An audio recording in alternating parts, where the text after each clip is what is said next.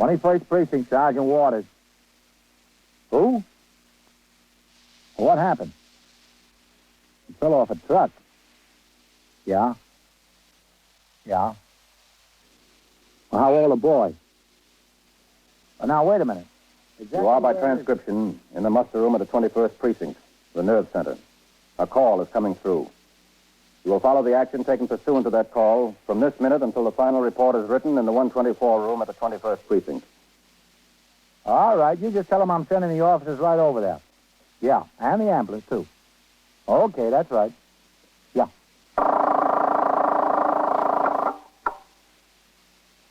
21st Precinct. It's just lines on a map of the city of New York. 173,000 people wedged into the 9/10 of a square mile between Fifth Avenue and the East River. The security of their homes, their persons, and their property is the job of the men of the 21st Precinct. The 21st, 160 patrolmen, 11 sergeants and 4 lieutenants, of whom I'm the boss. My name is Keel, Thomas P. Keel. I'm captain in command of the 21st Precinct. I was doing day duty, 8 a.m. to 6 p.m. It was a bright, warm Sunday morning, and after I turned out the platoon at 8, sector car number 4 came by the house for me, and I went on patrol of the precinct. We had driven uptown on Park to the boundary of the 21st and started downtown on 5th when a number of our car was broadcast with instructions to call the station house. Patrolman Farrell stopped the car at the nearest call box, and I rang in. The desk officer, Lieutenant Gorman, told me that Patrolman Patrick E. Cahill had been injured while chasing boys out of a condemned tenement building on First Avenue. He had been taken to Bellevue Hospital in an ambulance. Because of the possibility of sick leave with pay or disability retirement in such cases, the commanding officer was obliged to make a detailed investigation to determine if the injury was in the line of duty. So I returned to the car and instructed Patrolman Farrell to drive to Bellevue. There we parked the car, and in the emergency ward, I was told where to locate the resident who had treated Patrolman Cahill on admission. Doctor?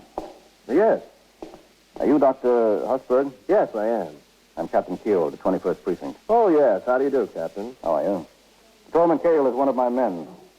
I understand you treated him when he came in. Oh, yes, I did. What does it look like, Doctor? I think he has a fractured left ankle. Oh. He couldn't carry his weight on it. It was swollen considerably by the time he got here. Mm-hmm. Even from an examination by palpation, it appeared to be fractured. I sent him back to make x-rays. We'll know for sure in a couple of minutes. Can I go back there? Oh, yes, sure, Captain. I don't see why not. This way. Thank you. He seems to be perfectly all right otherwise. A few contusions on the leg where he went through the floorboard. No indication of shock. I've given him a needle to calm him down and ease the pain. I see. I understand there's a police surgeon on the way. Yes, that's right. Well, we'll have the x-rays all made up by the time he gets here. Good. Head to the right there. Kids in a tenement. They ought to keep those abandoned buildings boarded up. They're supposed to. Second door down, Captain.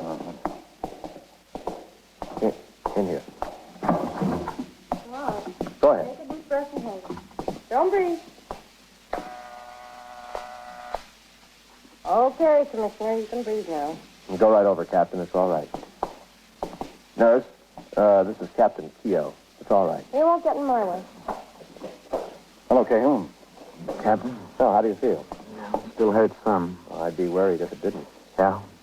Well, I'll see you, Captain. Yeah, thanks a lot, Doctor. It's all right. Don't mention it. Now, what happened, Cahill? Well, sir, I was on post there, and a news dealer on the corner told me some kids were in this condemned tenement. Mm-hmm. Said they were throwing things out of the second and third story windows and just missed a couple of pedestrians. All right, let's stop the chatter. Take a deep breath and hold it. Don't breathe. All right, you can breathe now. So I went inside, Captain. I guess they heard me coming. There were 2 little kids, 8 or 9. They were on the second floor. They ran up to the third, and I started up after them. There was a weak board in the landing there, and I went right through. Now we'll take a different pose. This is a good size. Any side. Well, over this way a little bit. I'll try. Easy. All right, you don't have to do it all at once. Brother. That's it, right there. Well, we'll see how it looks from this angle. This will be the last one. So there I was. My foot was through the floor. I pulled it out, and I crawled to a window. The boards were out, so I could lean out. I yelled down the street, and this news dealer heard me. He rang in. The door wasn't battened, huh? Well, if it was, Captain, it sure wasn't batting very well. Those 8-year-olds got in. What happened to them? All right, take a deep breath. Hold on. Don't breathe. All right, you can breathe. Well, it beats me what happened to them, Captain. They must have went up to the roof and crossed over. I never saw them anymore. If you want to buy any prints, just let me know. No, thanks. I don't think there's any you'll want to show to your grandchildren. Excuse me, Captain. Now, you think you can roll off the table back out of this pushmobile? Well, I rolled off of there, didn't I? I can try. All right, let's see how big and brave and strong you are. Come on. That's it. Come on. Oh, Here, grab hold of me, Cahill. no, that's all right. there you are. Boy, that thing hurts. Yes, I can imagine. Come in. Captain Keogh in here. Everybody's in here. Yes, Sergeant. How you doing, Cahill? All right, I guess, Sergeant. What is it, Sergeant? There's an accident case out there you might be interested in, Captain. From the 21st? Yes, sir. A boy about 13 or 14 years old. Oh. I'll be back to see you, Cahill. Yes, sir. All right, Commissioner, let's go for a ride. You want to leave the door open? We can't go through with it closed, can we? To the left, Captain. Doesn't look like the kid's going to make it. What happened? Well, he hits the ride on the back of a newspaper truck. Truck slowed down for lights going downtown on Lexington Avenue. Kid jumped off, missed his footing, and fell right under the wheels of a car that was right behind the truck. How bad is he? Pretty bad, Captain. He was unconscious when he got there. He's still unconscious. Do you know who he is? No, sir, there's nothing in his pockets that shows that. What about the driver of the truck? He doesn't know him, Captain. He didn't even know he was on the truck. Down there through the swinging doors. That's him. Now, another piece.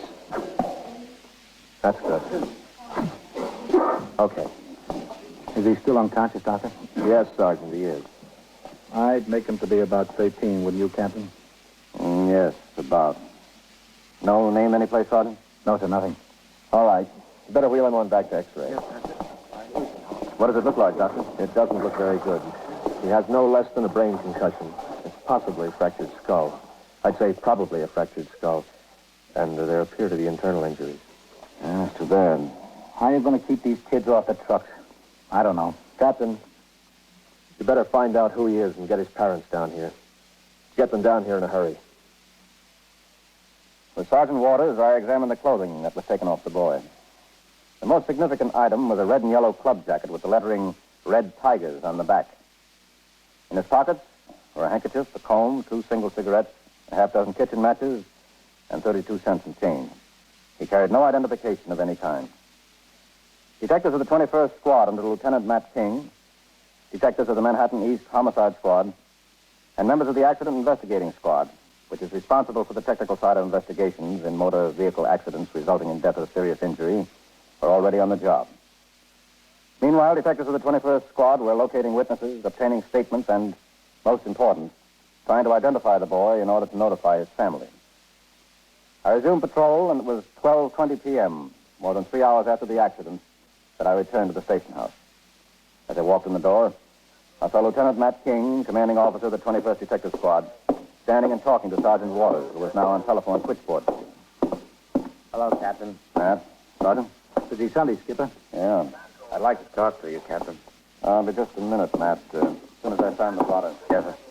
I don't know. Kids riding on the back of trucks. What can they expect? Yeah. Oh, excuse me. 21st Precinct, Sergeant Waters. Well, where were you? You're ringing 5 minutes late. Yeah. Yeah. Well, I got to admit that's a good one. But just ring it on time, will you? Okay. I don't know, Lieutenant. They seem to have better excuses these days. We're getting a bunch of smarter rooks. Yeah. How's the boy, Sergeant? Did you hear? Still alive, Captain. I just checked a few minutes ago. Mm-hmm. Any identification, Matt? No, sir. We're working on that. I'll be in my office, Sergeant. Yes, sir. Come on, Matt. Yes. I gave it to Dan Goldman, Captain. I've got him out trying to identify the boy. Good. I just spoke to him.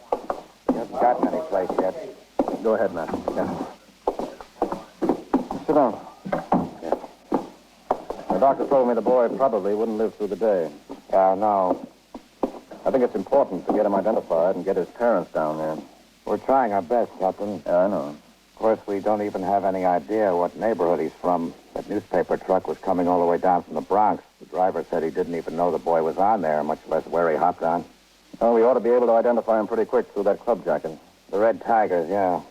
The precinct youth patrolman is off, but you ought to be able to reach him at home. He keeps a file on those clubs. Yes, sir, I know. I had Goldman call his home. He isn't at home. Well, he might be in church. He should be home soon. I got a call into the youth squad and the juvenile aid bureau, too. They're checking their records. They might have a club called the Red Tigers listed someplace. Yeah, they might. How's the cop that was hurt, Captain? Cahill? No, he'll be all right. Fractured ankle. He'll be out about 6 weeks. There'll be some way to keep those condemned buildings more secure. Yeah. I don't know what more I can do about it. I send a sergeant out every week to make an inspection of everyone in the precinct. I send a 49 downtown to the Department of Housing and Buildings in connection with everyone that can be entered. And I see the summonses are issued for the owners.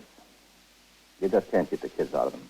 They're attractive hazards. Well, they're going to tear them down eventually. Why don't they tear them down now? I don't know, Matt. There's always some good reason. Yes, sir. When did JAB and the youth squad say they'd call back? As soon as they look through their cards. Well, if you don't hear from them soon, you'll call, huh? Yes, sir. Excuse me, Matt. Yes. 21st Precinct, Captain Keogh. Sergeant Waters on TS, Captain. Yes? I just heard from Bellevue. The boy died at 12:16. Oh. Yes, sir. All right. Well, you won't make it, Matt. The boy died. Within a few minutes after Lieutenant King went upstairs to his office in the 21st Detective Squad, he called me on the telephone to inform me that he had heard from the Juvenile Aid Bureau. They had no record of a boys' club called the Red Tigers. Ezra D. Winkler, the precinct youth patrolman, arrived at the station house at 1:35. With Detective Goldman, he checked through his files. There they located a record of the Red Tigers, which showed that the club was composed of some 10 boys, 13 to 15 years of age. They had met in a basement clubhouse on East 73rd Street in the 21st Precinct. The names and addresses of several of the members were on file. There was a big hitch, however. The Red Tigers had disbanded because of a squabble among members and had been inactive since 1951. The boy we were trying to identify appeared to be no more than 14 years old. All the former members of the Red Tigers were now between 18 and 20. It was decided, nevertheless, to check out each of the former members to see if he had any information about the dead boy. By 2 p.m., Detective Goldman and Patrolman Winkler had set about this task. And somewhat later, I was in my office busy reading and signing reports. Out in the muster room, Lieutenant Gorman was desk officer, and Sergeant Waters was still on telephone switchboard duty. 21st Precinct, Sergeant Waters. Yeah, where is this? Yeah? Yeah. Well, what's the bus stop Stanton doing in the hallway there? Who was it? A drunk? All right, I'll send an officer right over there. No, just leave it where it is. Let the officer attend to it. Yes, ma'am. All right, you're welcome. Hey, listen, Sergeant. Yeah? Is this where I'm supposed to come? I'm Walter Larb. What do you mean, is this where you're supposed to come? Well, the cop was around my house to see me. Yeah? Yeah, a fellow named Winkler. Ezra Winkler, I think. Is he from here? That's right. Patrolman Winkler. Yeah. While I wasn't home, he talked to my sister. Told my sister he wanted some information from me. What kind of information, do you know? Sergeant, would you file these? Oh, yeah, sure, Captain. Are you one of the fellows who used to be a member of the Red Tigers, Waller? The Red Tigers? Oh, yeah, that was my club. I used to be a Red Tiger. Well, what's that got to do with what he wants me about? I'm Captain Keogh. Oh, excuse me, Captain. This is Walter Larb. How are you, Walter? Well, fine, except this cop was around to see me. He spoke to my sister. Said he wants some information from me. What kind of information, do you know? Is either Winkler or Goldman around, Sergeant? No, sir, they're both out. Who's up in the detective squad? Nobody now. Lieutenant King went out for a meal. He ought to be back any minute. Well, what's this all about, anyway? You got me worried, you know. What kind of information is it? Oh, there's Lieutenant King. Matt. Well, I got a right to know. Yes, Captain. Matt, this is Walter Larb. How are you? Lieutenant King. Hello, Lieutenant. Walter used to be a member of the Red Tigers. Oh, is that so? Listen, tell me what's so important about the Red Tigers. Haven't even thought of the Red Tigers in 4 or 5 years. Winkler was around to see him, and he wasn't home. He left a message with his sister. You want to come upstairs with me, Walter? Well, why? Just want to show you something. Listen, I don't know what this is all about, but I didn't do anything. We know you didn't, Captain. Yeah, Matt, I'll come up. Can you recall all the members of the Red Tigers? Well, there were about 10 of us. Yeah, 10 kids. Upstairs. Where are they now, do you know? Well, a lot of the guys have moved away from the neighborhood. Some of them I haven't seen for years. It's a different world I live in now. Yeah. Oh, what's the problem? Look, I want to help you out if I can, but I'd like to know what it's all about. In here. Go ahead. Oh, that's obliged. Captain. I couldn't tell you much. Sit down there, Walter. Yeah, thanks. How did the Red Tigers come to break up? No, you know, it was just one of those things. First of all, we were getting a little too old for that kind of stuff. 15, 16, you know. 13 and 14 is all right, but 15 and 16, you're getting a little too old. A couple of guys had a big fight over a girl in the neighborhood, and we split into two fractions, like. Big brawl was the night of the election. Boy, we really tore up that clubroom. They called the cops on us that night, you know. Yeah, people upstairs, they called the cops. We were in here, right in the station house. Boy, there was some fight. I carried around a mouse for 3 weeks, this size. Well, after there wasn't much reason for sociability among us, so we just gradually drifted apart. Like I said, we were getting too old for that stuff anyway. Did the club ever have jackets made? Yeah, we had jackets. We had red and yellow ones with the red tigers across the back there, you know. Boy, did we have to skimp and scrape to get those things. They were $20 a piece. Hey, you know how we did it? We had raffles. It was Thanksgiving, I remember. We raffled off 3 turkeys. We made enough for all the jackets. $200. That was all right for kids, huh? Yeah, we were a pretty smart bunch. Where's your jacket, Walter? My jacket? Yeah. Oh, let's see. I think it's home there hanging in the closet still. It'll be too small for me now. You know, I was 15, maybe 14, something like that. I've got a jacket in my office, Walter. I'd just like you to take a look at it and see if it's a Red Tigers jacket from your club. Oh, sure. I'll be glad to. I'll be right back. Yeah, take your time. Hey, listen, what's this all about? Is somebody in a jam? Somebody who was in a club? No, it's nothing like that. Oh, well, that's good to hear. They were a nice bunch of guys. Even if we did fight, you know, nobody got in real trouble. Kid stuff, that's all. They all turned out pretty nice as far as I know. They all got jobs. A couple of guys even went to college there. As a matter of fact, one's a cop. Howard Linden, do you know? No, I'm afraid I don't. Hey, lives in Regal Park now. Nice guy. A very nice guy. Walter, take a look at this. Oh, yeah. This is a Red Tigers jacket? Yeah. That's a Red Tigers jacket. What'd you get? Hey, how did it get torn like that? That's a shame. Yeah. Well, whose is it? Which one of the guys? We don't know. That's what we're trying to find out. Oh, you want me to help you with that, huh? There was no name in it. Well, no, we didn't like to put names in it because the material was so light it would show through a little bit, you know. One guy tried it. Boy, was he sorry. There's no way you can tell whose this is. Well, there were 10 of us. It must have belonged to one of the 10. That's logical, isn't it? Yeah. Let's see this. Yeah, I couldn't tell nothing by the size. We were mostly about the same size. You know, kids. Yeah. Hey, for crying out loud. What, huh? What? I think that's mine. Is it? Well, yeah, I think so. You see that ink spot there on the inside? Well, I wore it in school one day, and I had a fountain pen in my pocket, and the cap came off, and the ink leaked out a little bit. Yeah, I remember the spot. Oh, I was sick, just sick. I think that is mine. I don't remember any of the other guys having an ink spot there. Oh, man, I could have killed myself that day. I thought you said your jacket was home, hanging in the closet. Well, that's what I thought it was. I'm sure it was there. Hey, wait a minute. Yeah? Well, I think, if I'm not mistaken, 2 or 3 months ago, my mother said to me, she said, Walter, there's a boy upstairs who could wear some of your old clothes. You got a lot of stuff hanging around in the closet there. I said, all right, give it away, but don't give any of my new suits away, my new shirts and stuff. She said, all right, so I guess maybe she gave it away. To the boy upstairs? Yeah. What's the boy's name? Carl Paslick. Yeah, he lives upstairs on the 4th floor there. Carl Paslick. How old is he? Oh, I don't know, about 13, something like that. 14, maybe. Hey, kid. Do you know him when you see him?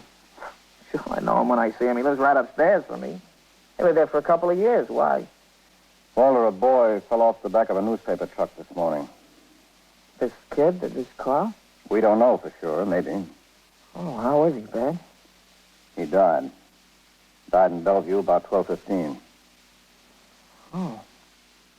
He was wearing this jacket? Yeah. Oh, that's rough. It's pretty rough. Yeah, kids got no business jumping on back of trucks like that.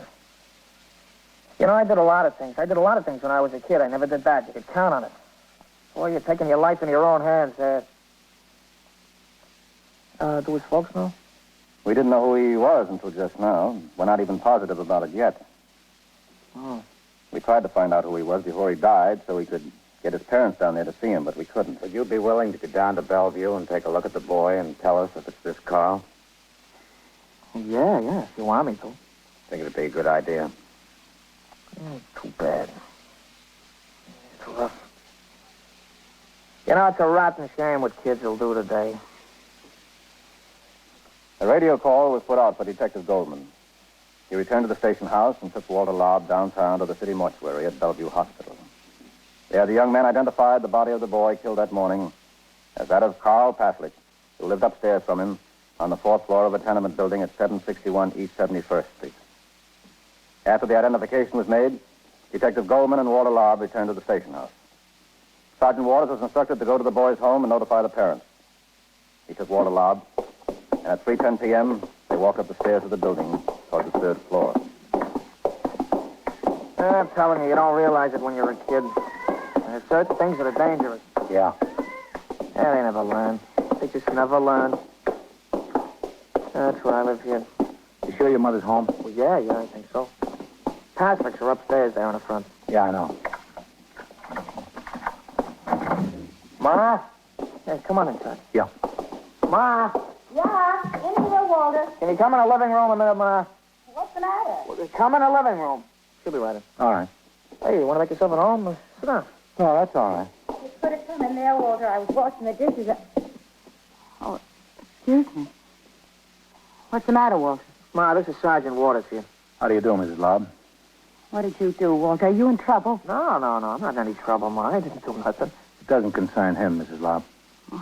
That's good. I knew it couldn't be. He's a good boy. Mrs. Lobb, do you know Mr. and Mrs. Paslick upstairs?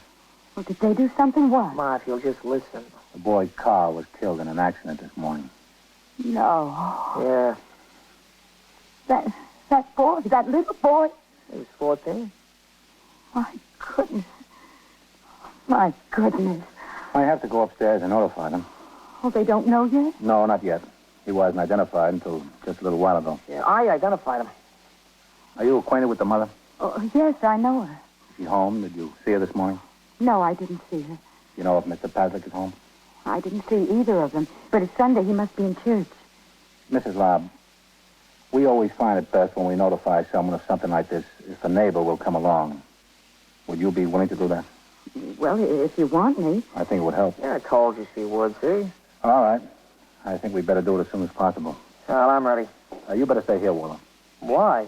I think it'd be best. Go in the kitchen and get something to eat, Walter. I don't know why I have to miss everything. We'll go right up, all right? Yes. Shame. The real shame. Upstairs. Yeah, I know. A nice, quiet boy. What happened? He fell off the back of a truck. Truck? Well, what was he doing on a truck? That's what we'd like to know. Oh, the poor woman. In front there. Yeah, You tell her. I don't want to tell her. I'll tell her.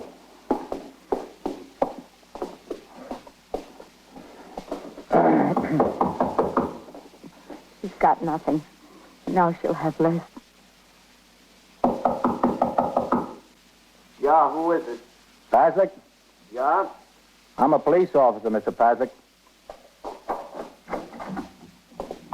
Yeah, what is it?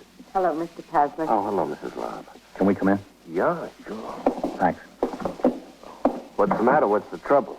I'm Sergeant Waters of the 21st Precinct. Yeah? Is your wife home? Yeah, she's in there. She's getting dressed. What's the matter? Why do you want to see her? I can talk to you. Yeah? It's about your boy, Carl. Carl, what about him? Is he in trouble? I'm afraid I got some bad news for you, Mr. Paslick. What?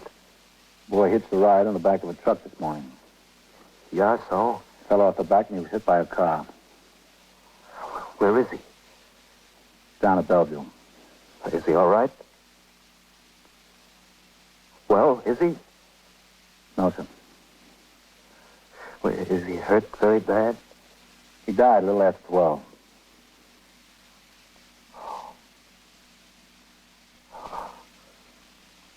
Martha? I'm sorry, Mr. President. Martha? Maybe I sit there. Martha? I was getting dressed. What is it? Oh, all right. Excuse me. Yeah. I'll tell her. Yeah. Martha? Where is it? The poor woman. The poor man. He's got to tell her.